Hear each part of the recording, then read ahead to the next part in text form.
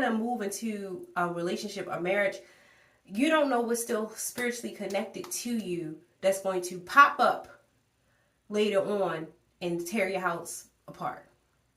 So say you still got soul ties hooked onto you. So as soon as God put the person in front of you that is supposed to be yours, that spirit is going to try to rip it apart.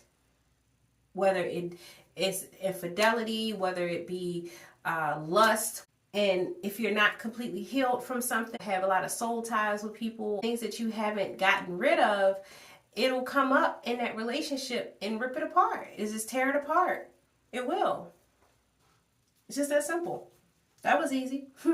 That's that simple. So just make sure that you are praying, fasting. Just ask God what you need to do. And look up prayers to release you from your past soul ties, and asking God to reveal those things that are still in your heart that you don't know of, the unforgivenesses that you may be holding on to, bitterness that you may be holding on to, memories that you still holding on to. Are you still comparing the guys that you are dating now? Are you comparing them all with your ex? One guy that you really liked and you don't have him no more, or for whatever reason, and now you're like looking for a guy to be just like him. Are you still doing that? We don't realize we still carrying this stuff around. You just want to make sure when you moving into your future that you are not taking any of the past with you. It's okay to remember your past. Forgive, but you don't forget it.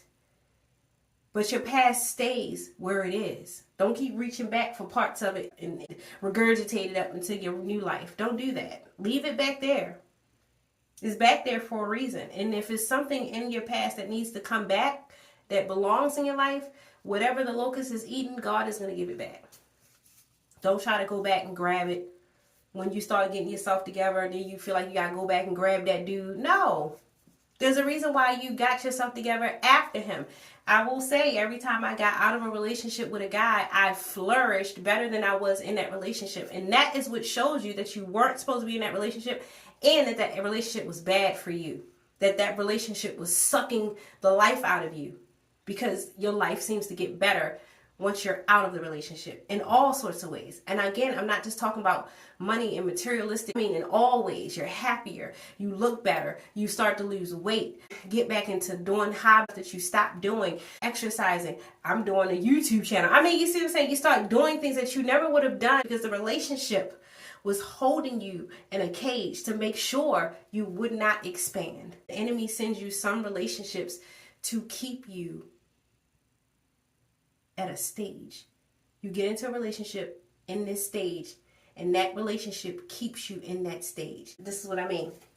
When we first got together, I was growing or changing things because in my head, I was thinking that this guy is supposed to be better than all the other guys. And he's a little older than me. So I've upped my game to be good enough and worthy for him. So through the old relationship, he making me feel like I'm just not enough. I'm not enough. I'm not enough. I got to do more. I got to do more. I'm not used to this. I'm not. He keep making it say he can threaten me and leave anytime. And I'm like, I want this to work. Even though he was making it seem like he was trying to make me get better, what he was doing was using my past, all the bad things that at me, keeping me in the mindset of unworthiness. So I'm not actually expanding.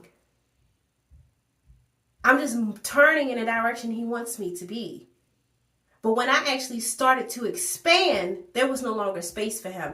That's why he started to move my stuff, because I started to expand past him. His whole point of being in my life is to keep me from expanding. That's a word right there for somebody. I ain't a preacher and I ain't a prophet, but that was a word for somebody right there. Thank you, Jesus.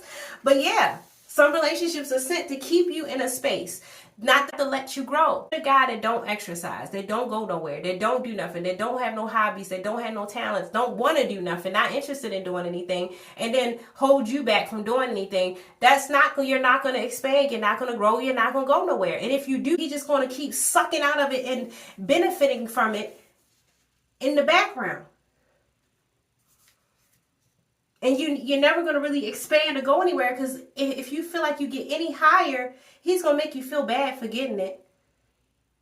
So you're going to feel bad for moving past him. So you're going to try not to move past him because you don't want him to feel low. You don't want, the difference is he wants you to feel low so he can feel better. But you don't want him to feel that way. So you're trying to lift him with you, but he too daggone heavy. So what is he doing? Pulling you back down. Again, forcing you to stay where you are and not allowing you to expand. But just keep telling you, turn this way. Now turn that way. Now turn this way. Now bend over. That's all. But don't you dare try to grow. It's a word for somebody. Better catch it.